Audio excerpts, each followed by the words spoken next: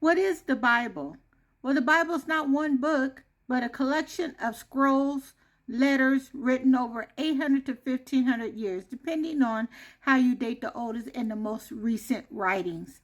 And it's composed by Hebrew prophets, scribes, priests, kings like Moses, Isaiah, and David, wisdom writers like the unknown author of Job and Koheleth in Ecclesiastes, apocalyptic visionaries like Daniel and Enoch, and gospel writers and apostles Matthew, Paul, and John.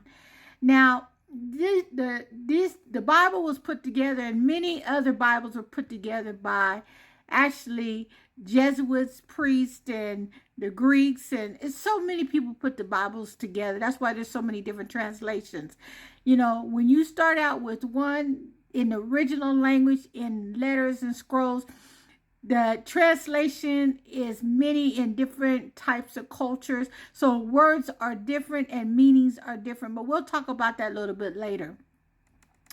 So these authors lived in different eras, nations, political systems, had diverse views on things like the afterlife, divine justice, wisdom, Torah, and the resurrection. Ecclesiastes, a clear contradiction. Yes, Ecclesiastes, written by Koheleth, traditionally assigned to Solomon, is a perfect example of diversity. In Ecclesiastes 9 and 5, for the living know that they shall die, but the dead know not anything. Koheleth is skeptical of the afterlife, judgment, and eternal reward. His tone is essential, realist, even cynical at times. Compare this to Daniel 12 and 2, the resurrection, Revelation 20, judgment after death, and Yahushua's teaching on hell, Gehenna, paradise, or the resurrection. These don't align perfectly because they weren't written in different times, with evolving theology. Who put these scrolls together? The formation of the Bible happened in phases. Here's a rough timeline. The Hebrew scriptures, the Tanakh, Old Testament, developed over centuries, 1400 BCE through 200 BCE, finalized after the Babylonian exile, 500 BCE, though debates continue. Three main parts: the Torah, law, Genesis to Deuteronomy, the Nevi'im, prophets, Joshua, Isaiah, etc., and Ketuvim, writings, Psalms, Job, and Ecclesiastes.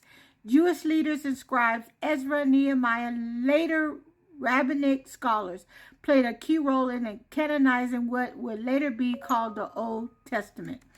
Septuagint, LXX, Greek translation, 3rd, 2nd century BCE in Alexandria, including books like Wisdom of Solomon, Baruch, Tobit, 1 and 2, Maccabees, used by early followers of Yahushua.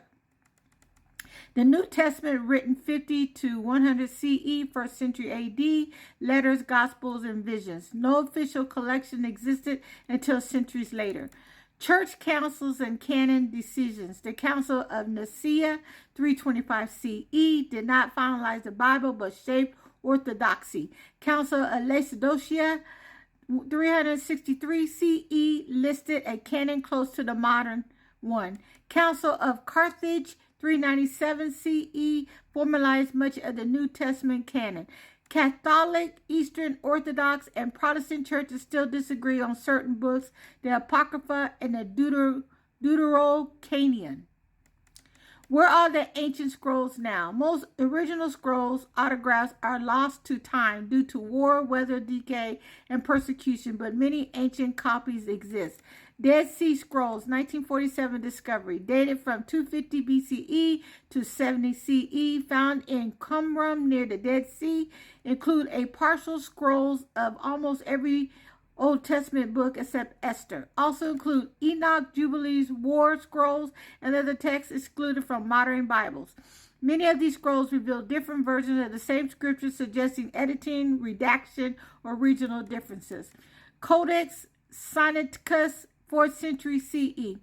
One of the oldest complete Christian Bibles, includes books like Barnabas and Shepherd of Hermas, which were later removed. Codex Vaticanus, Codex Alexandrinus, Peshitta, Masoret text. These ancient codex show variation in texture, order, and content. Why does this matter? You're not asking about history. You're asking about truth and authority. If different scrolls disagree, how can we trust a single narrative? The answer lies in understanding the Bible as a library, not a monolith. Oh, the Bible is a sacred archive of diverse voices, a record of Israel's evolving relationship with Yahuwah, a testimony of hope, struggle, prophecy, exile, and covenant, a collision of divine inspiration and human perspective. That's why it includes Moses' law, David's praises, Solomon's doubt, Isaiah's visions, Yahushua's teaching, Paul's letters, and John's apocalypse. The Bible isn't perfect in the way people assume. It was compiled by men, edited across time, and contains contradictions. But within it lies a pattern, a prophetic thread, and a divine fingerprint, especially in how the identity of Israel and the role of Yahushua HaMashiach unfold. The question we must ask is, what is Yahuwah revealing through these contradictions rather than in spite of them? So, what Yahuwah shared with me, because the Bible has been tampered with so many translations. You have the NIV, the NLT, the Message, etc. Okay? Yahuwah shared with me that my relationship with him, that I need to have a personal relationship with him, and he will reveal those scriptures to me. Even though man tried to distort it, tried to taint it, tried to remove to fit their narrative, the key is for his people. His people is to cleave onto Yahuwah. The tribe of Yehudah needs to really cleave onto Yahuwah and Yahushua. He will give you the revelation. He will speak to you and tell you what is right and what is wrong. And it takes time. I'm still learning so much because I have been indoctrinated for many, many, many years, just like all of you. So you have to unlearn everything, because what they have taught us and continue to teach us is falsehood. And they've taught us to fit their agenda. Because, like I said, they've been taught that the Gentiles, the Christians, have replaced Israel because they divorced them. And I've done other videos on this. This is false doctrine. This is false.